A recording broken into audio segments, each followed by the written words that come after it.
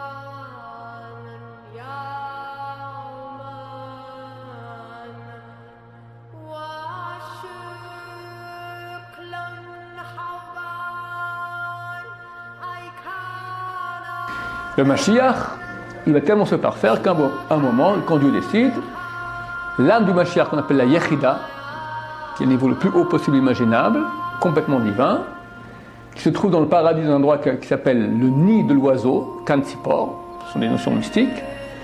Cette âme-là descend dans cet homme-là et il se retrouve investi de pouvoirs très puissants. Quel est son pouvoir? C'est comme ça qu'on vérifiera qu'il est Mashiach.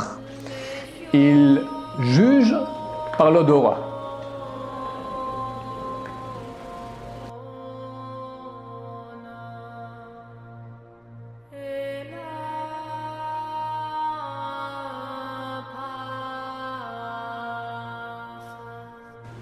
Le Mashiach, il aura développé, quand on a un odorat, ça veut dire une puissance de vue de l'être dans son intérieur, où il pourra savoir qui a raison, qui a tort dans tous les problèmes qu'il peut y avoir entre les êtres humains. D'accord? Un pouvoir que personne n'a aujourd'hui, personne n'a jamais eu.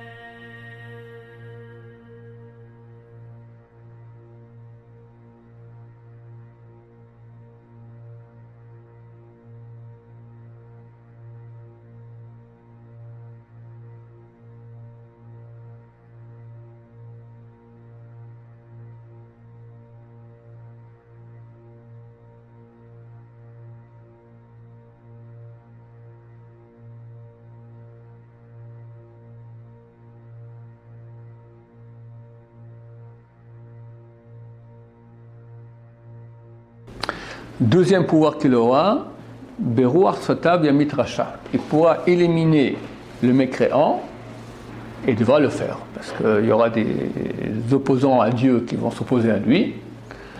Et il n'aura pas besoin d'armes, pas besoin de canons, de missiles balistiques ou d'armes spéciales, d'accord? Par le souffle de ses lèvres, il dit un mot et le type, il n'est plus là.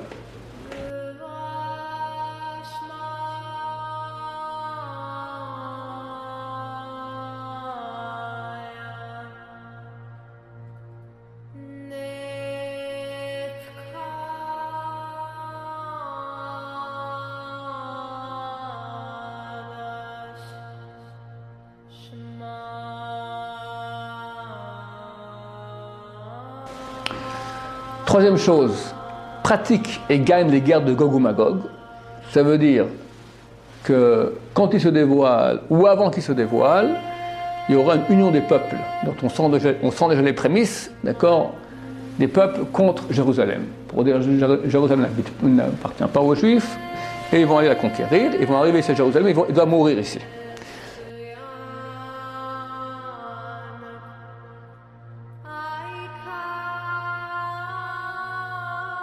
Maintenant, ce sera l'union de tous les peuples. Et il y aura une très grande déconfiture à cette armée-là, dans le cadre de laquelle Dieu se dévoile, et tout le monde reconnaît que Dieu est le maître de l'univers, etc. C'est la fin du mal. Le représentant, l'acteur de cette guerre pour le peuple juif est le Mashiach.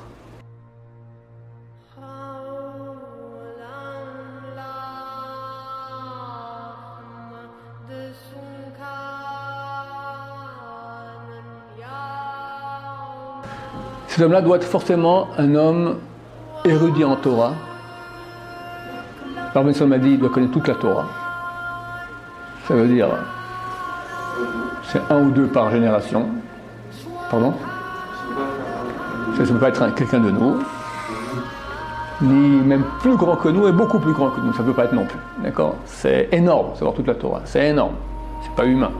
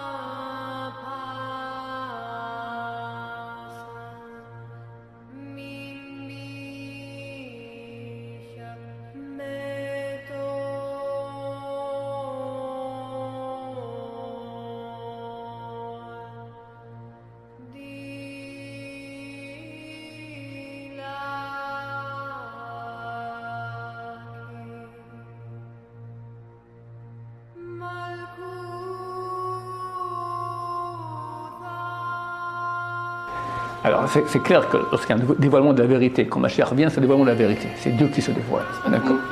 Pas tout le monde. Il faut mériter. Bien sûr. C'est pas facile la vérité.